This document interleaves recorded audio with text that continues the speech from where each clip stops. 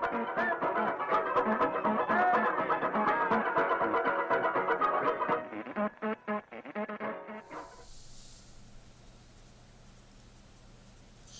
how much longer my carcass is gonna handle my spirit.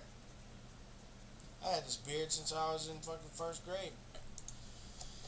Mr. Rayner, how you doing? It's good to see that you're back in the waking, walking world. You never realized how bad the shoe elf situation was. You highly appreciate the information. And the question was, if you grind up some Cheez-It snack crackers, would they make effective buckshot against the bastard elves? Yes. Well, yes and no. If you get close, yeah. Because Cheez-It, anything with cheese is to a shoe elf is heavier than like lead. It's like if you have like a pound of lead, or if you get a pound of cheese, that's worth 10 times its weight in lead to them. Because for some reason, I don't know what the fuck it is. It escapes me. No one's here to explain it. We learned this from trial and error. It hits them and just explodes and still travels through them. So if you got, that's why a lot of times they'll line up like a chessboard, well, like a, you know, they'll one here, one there, one there, one there, you know, like space it, so that if they get hit, that's when they're on active march. If you catch them slipping, it's all over, because you can catch them in one cloud of manwich spray mist right behind them. He'll wipes them right out. Big. You saw how excited I was with the pan soot on my face after we hit them shoe elves. We hit a supply cart. It looked like they'd hooked some sort of beast, I don't know what the fuck it was, up to a semi-trailer truck, and they were dragging supplies down a dirt road like it was nothing. They had some hubcaps and car parts that they must have just stole off some cars on the way, and we went right over there and fucking hit them. Boom. It was gracious. So, Mr. Rayner, yes, cheese will work.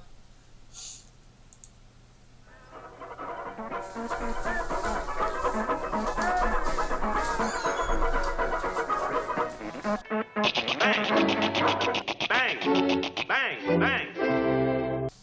What the fuck was that? Did you see them?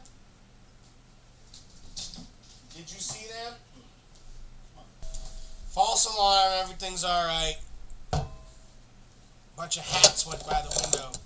When hats go by the window, not a good sign, so you gotta be up.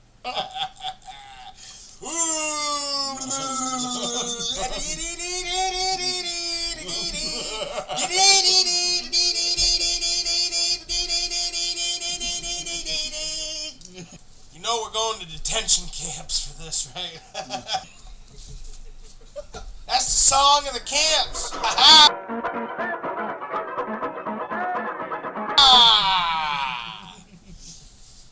Save up your silverware, you're gonna need it. Alright, Dr. Lemmins, what are the current national defense conditions towards the shoe elf motherfuckers? Is there any chance to negotiate it? No truces. Ever. You saw the pictures. Oh wait, you haven't really, might not have seen it. Well, we're gonna get some pictures here soon. Fire up the Skowhegan Indian. We're going in. You wouldn't want to, don't ever. We do not negotiate with shoe elves.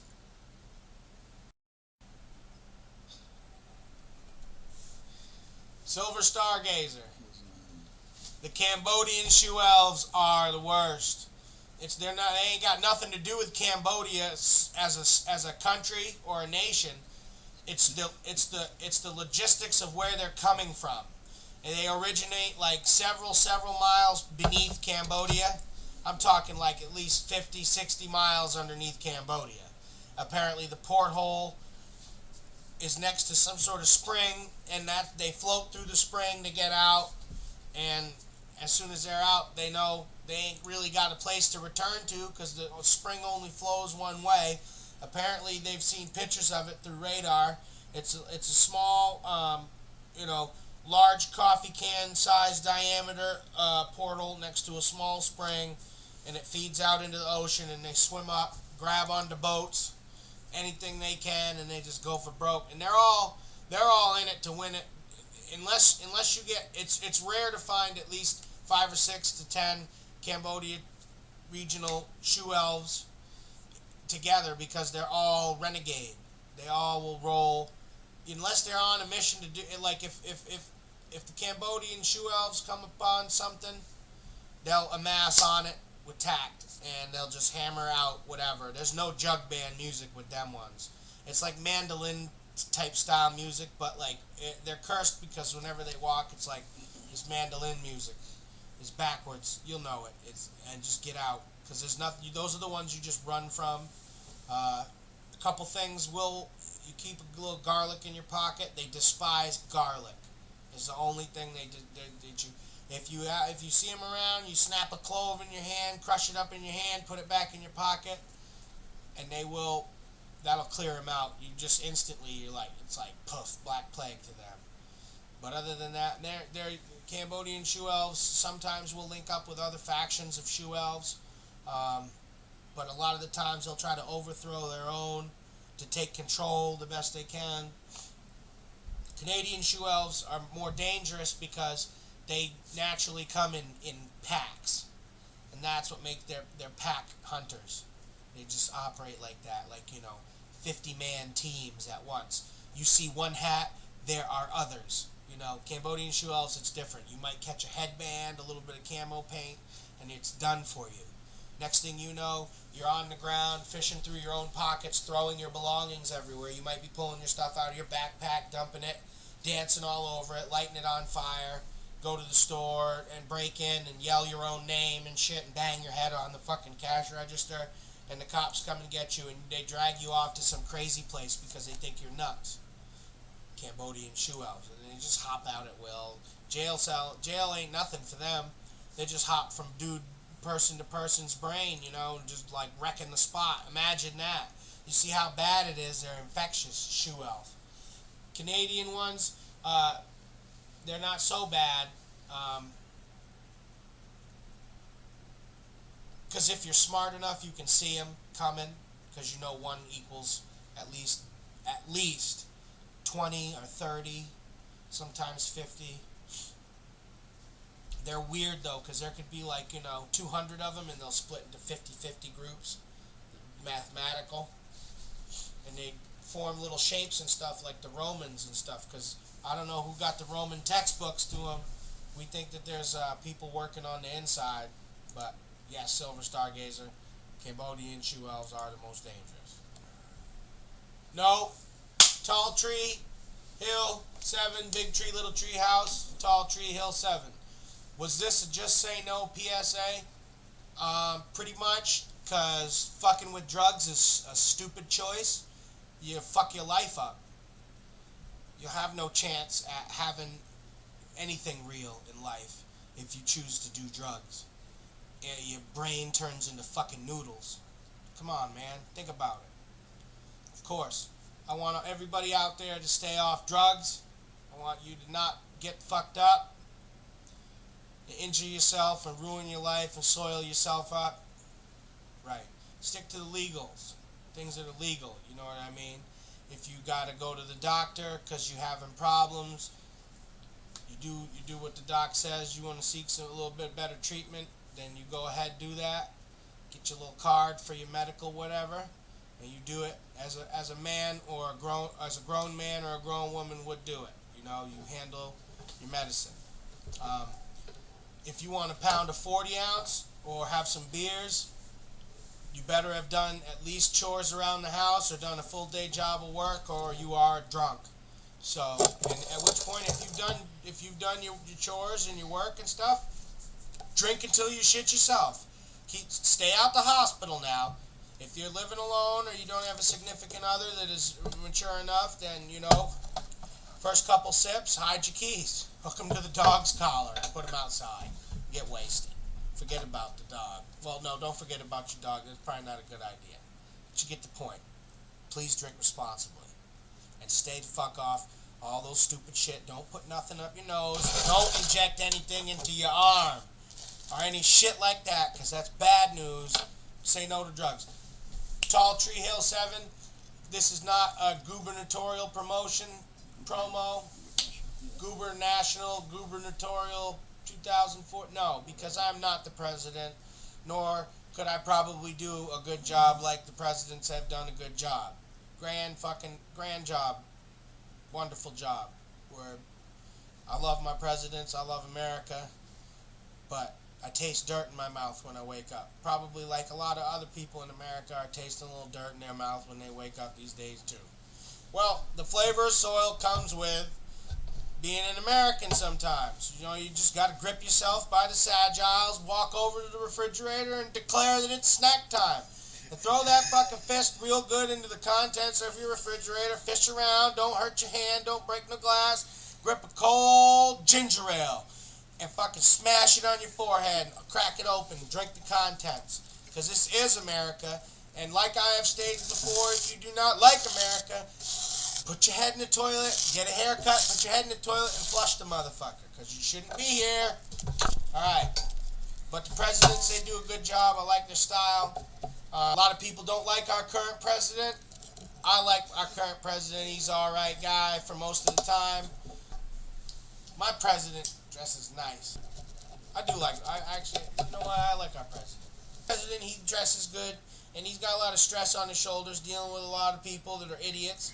And he just gets in and says his shit. Wait a minute. Who do you think our president is? Is it Abe Lincoln? No. Okay. There you go. What happened? Abe Lincoln. Don't you try to tell me no fucked up shit. My blood pressure's gonna start going. Abe Lincoln? Yeah, he got shot. No, he didn't. Yeah, he did. No, he didn't. Yep. I just went fishing with the president the other day. Abe Lincoln.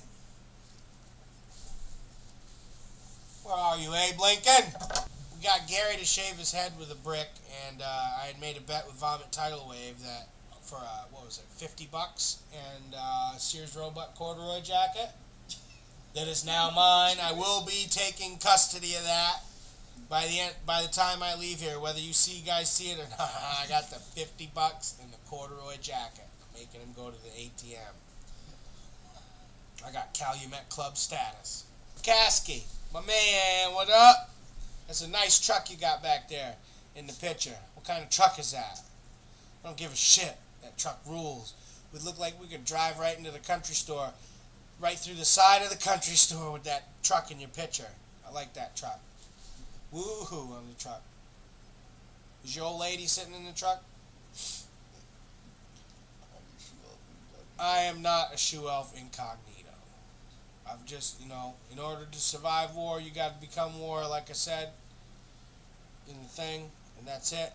You gotta, if I fought the shoe elves for so long, look, I have no neck. Look at that. Greg Lemmins, no neck. Gargamel on him.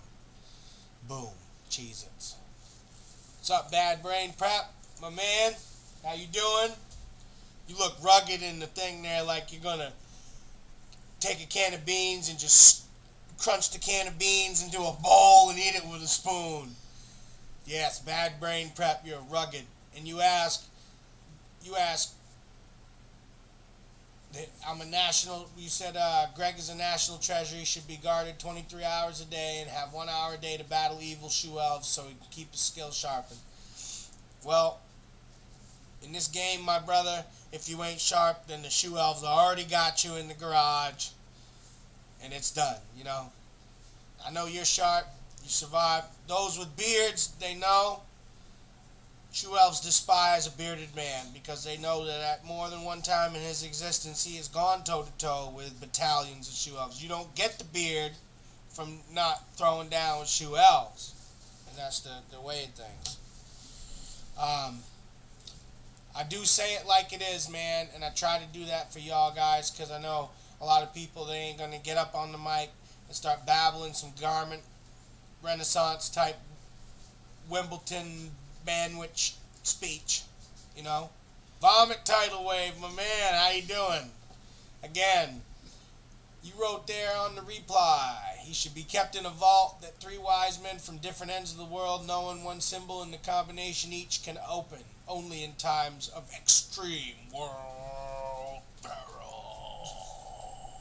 My wife has all 3 symbols, and my wife is all 3 wise men.